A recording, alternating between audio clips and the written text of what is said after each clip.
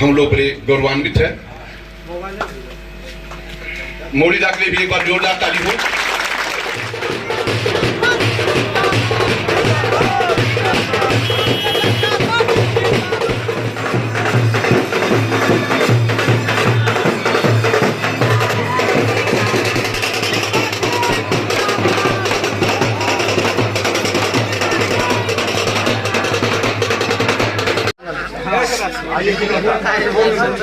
जिंदाबाद जिंदाबाद भारतीय जिंदाबाद जिंदाबाद भारतीय जनता पार्टी जिंदाबाद जिंदाबाद जिंदाबाद भारतीय जनता पार्टी जिंदाबाद जिंदाबाद जिंदाबाद दीपक भैया जिंदाबाद जिंदाबाद जिंदाबाद दीपक भैया जिंदाबाद जिंदाबाद जिंदाबाद विजय सिन्हा जिंदाबाद जिंदाबाद। 1836 ईस्वी में स्वामी रामकृष्ण परमहंस जी का जन्म हुआ।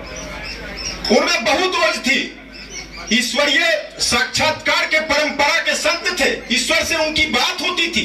1836 ईस्वी में पैदा हुए आधुनिक भारत की मैं बात कर रहा हूं। उनके आध्यात्मिक गुरु एक नागा साधु थे, उनका नाम तोतापुरी था। उन्होंने देखा कि इतनी अध्यात्म की चेतना इसके अंदर है, लेकिन भारत में कोई परिवर्तन नहीं हो रहा, इसका क्या कारण? तो उन्होंने उनके कुंडली को देखा। राष्ट्रहित सबसे ऊंचा है। हमारे यहाँ मजदूर और किसान के बीच में अन्य आश्रय संबंध स्थापित करने का सिद्धांत है, एकात्म मानव सिद्धांत है, जिसके प्रणेता हमारे पंडित दीनदयाल उपाध्याय जी हुए। सभी मनुष्य में एकात्मता की छवि हम देखते हैं। भारत की धरती पर पैदा हुआ प्रत्येक व्यक्ति भारत का नागरिक है, मां भारती का संतान है। उसके दुख से हम दुखी होंगे, उसके सुख से हम सुखी हो जाएंगे। ऐसी एकात्मता का बोध हमारे दर्शन में भरा हुआ है। मित्रों, आप देखते होंगे एक विचारधारा जो रसिया से चला, झोंक दिया। नक्सलवाद के नाम पर दोनों तरफ से बंदूकें चली, नक्सलियों का भी लाश गिरा, हमारे वीर जवानों का भी लाश गिरा। परिणाम क्या आया? 0/3। लोगों का जो मुंह है वो चूर दिया गया है, ये सिर्फ अब पूंछ छटपटा रहा है। ये पूरे दुनिया का जो वातावरण देख रहे हैं, भारत के खिलाफ में जितने आर्टिकल लिखे जाते हैं विरोध में, उन लोगों को विदेशी फंडिंग मिलता है भारत के संस्कृति को बदनाम करने के लिए। आज देख रहे हैं एक बिहार का शिक्षा मंत्री है, सदन के अंदर रामचरितमानस पर प्रश्न उठाए जा रहे हैं, जो करोड़ों हिंदुओं के आस्था का विषय है। रामचरितमानस कोई पुस्तक नहीं है, वो हिंदुओं के आस्था का केंद्र है। और गोस्वामी तुलसीदास जैसे विद्वान, जग जानी करहूं प्रणाम जोड़ जुग पानी, सारे संतान राम के हैं, सब में राम की छवि है। ऐसे एकात्मता का बोध रामायण कराता है हमको, उसको चुनौती दी जा रही है। अरे अनपढ़, क्या बात कर रहे हो? जो राम के सिद्धांत के चलते भारत जाना जाता है, हमारी राष्ट्रीय परंपरा में जो एकात्मता, जो अध्यात्म की शक्ति है, वही हमारा असली राष्ट्रवाद है। जितने दुनिया में राष्ट्र हुए वो समय से सब समाप्त हो गए, क्योंकि वो राष्ट्र राजा के प्रति समर्पित था। हमारा देश, हमारा राष्ट्र मां भारती के प्रति समर्पित नागरिक होते हैं, इसलिए हमारा देश आज तक जिंदा हुए, उसके सेनापति हुए, उसके एक निश्चित भूभाग भी हुए, लेकिन वो आज सारे समाप्त हो गए। इसलिए समाप्त हो गए कि सारे उत्तरदायी राजा के प्रति थे। और हमारे देश में जो सांस्कृतिक चेतना है, जो राम कथा कश्मीर में हो रहा है, वही कन्याकुमारी में भी होता है। जो कृष्ण लीला कच्छ में हो रहा है, द्वारिका में हो रहा है, वही कोहिमा में हो रहा है, अरुणाचल प्रदेश में हो रहा है। ये जो अध्यात्म की चेतना है, यही हमारे देश की आत्मा है और राष्ट्रवाद की लौ को जला के रखता है। यही हमारा सांस्कृतिक राष्ट्रवाद है।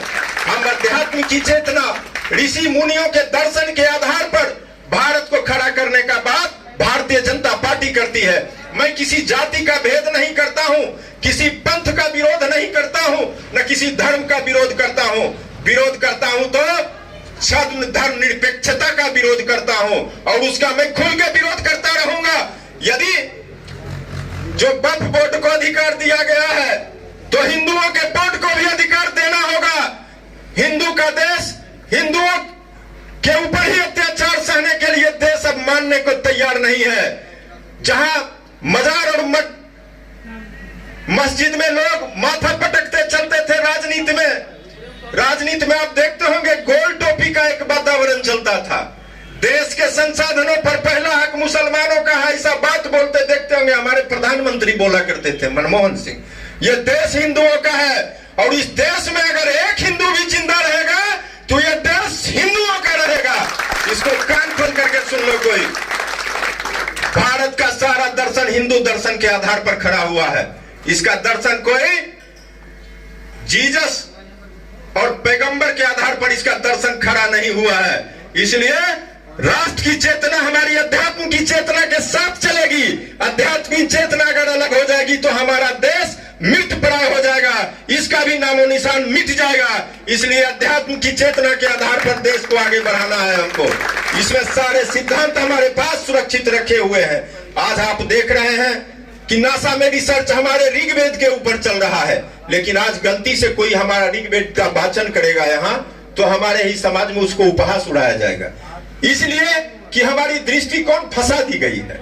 हमारे महापुरुषों के जो मानक पूरे ब्रह्मांड का एक जो संकल्पना थी उसके अंदर वो ठहर सी गई है। इस संस्कृति को आगे बढ़ाना है और इसके लिए सभी युवा साथियों को एक साथ आना होगा। आज भारतीय जनता पार्टी की 2014 से सरकार चल रही है। वो सरकार 5 साल के लिए नहीं बनी है, 10 साल के लिए नहीं बनी है। वो सरकार आप गारंटी में लिखिए 50 साल के लिए बनी है। और मैं 50 साल स्थायी राजनीति में, केंद्र के राजनीति में स्थापित रहूंगा, इसकी गारंटी आप सभी युवा लोग देंगे। ये लोग चुनाव आते हैं, तरह तरह की घोषणा करेंगे, तरह तरह के अगड़े पिछड़े की बात करेंगे, एक जातीय उन्माद पैदा करेंगे और उसमें बिहार को ढकेलने का कोशिश करेंगे। मित्रों, आप लोग वैचारिक रूप से इतनी पुष्ट होइए कि नेशन फर्स्ट कहां टिक रहा है, हमारा राष्ट्रहित कहां जा रहा है। इस सारे राष्ट्रहित को ध्यान में रख करके मतदान करेंगे आप। नरेंद्र मोदी जैसा प्रधानमंत्री हमको दशकों बाद मिला। मैं एक छोटा सा आपको आक्षेप डालना चाहता हूं, इतिहास में लौट